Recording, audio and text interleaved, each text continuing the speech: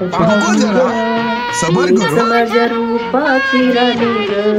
काय म्हण रूपाची राणी, इथं हंड्यात नाही पाणी. लग्नाला जायचंय, उशीर होतोय. अगं मला थोडा नटापटा करू दे, मला 4 लोक ओळखत आहेत. बुडी गोडीन लाल लगाम. काय काय नाही, लाल साडी लय भारी दिसते तुमच्यावर.